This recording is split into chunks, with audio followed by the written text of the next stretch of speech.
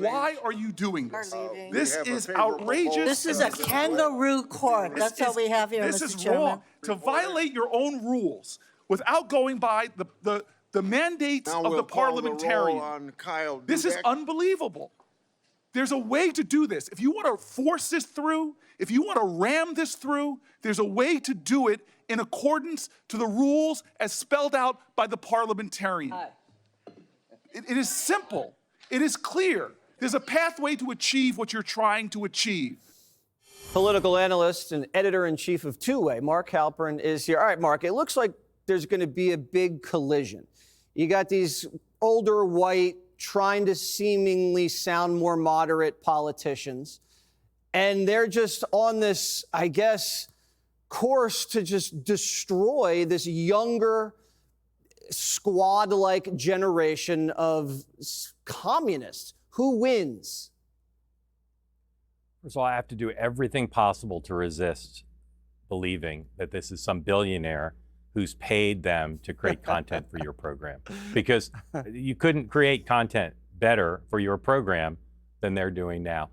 Look, parties go through this, right? Where there's the extreme wing of the parties has the energy, and the more moderate wing says, well, we're not going to win elections running communists and socialists. But this is different because the party is so far to the left, and the folks in the center don't have the infrastructure or the ideas or the cojones to stand up to the extreme wing of the party. So we'll see what happens in the midterms. We'll see what happens in the next presidential. But there's a lot of humor to it, but it's deadly serious. If you're a Democrat who wants to win elections rather than lose them, it's a big problem. No, and I don't know who's going to prevail, but I'd bet on the left right now. Yeah, I mean, that's where the juice is. And it's existential. And it's not just ideological. It's racial, it's class, it's age, it's generational, and someone has to give.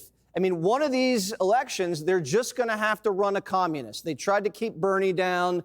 You know, they've tried to keep AOC in her lane, but sooner or later, they're just going to have to live and die by someone who says, yeah, I do want to abolish private property. Is this election?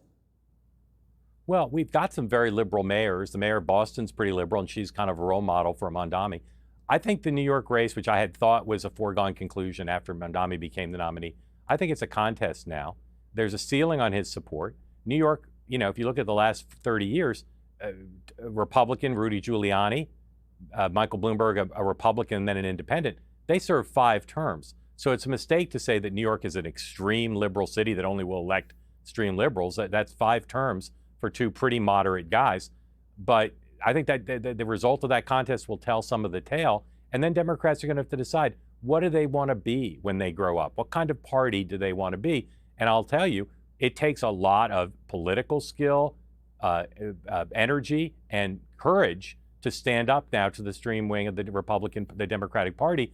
I don't see a Bill Clinton 1992 type figure right now. No. And if they don't have that, the left is going to win its share. Well, it might happen on the primary debate stage because you can already see the contours shaping up. You have Tim Walz and you have Gavin Newsom both saying they're capitalists. Gavin's bragging about starting a vineyard. Walz is saying, not every company exploits its workers. They're trying to work themselves through this. But on the other side, I mean, you're talking massive wealth confiscation, price controls. When do they start going after each other?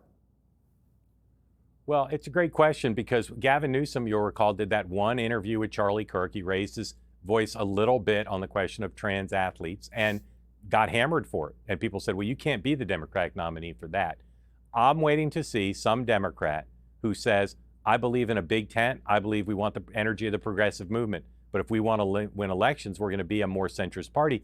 And it can't just be gauzy rhetoric. That's what Governor Beshear did in South Carolina. He said, I know how to win in red areas.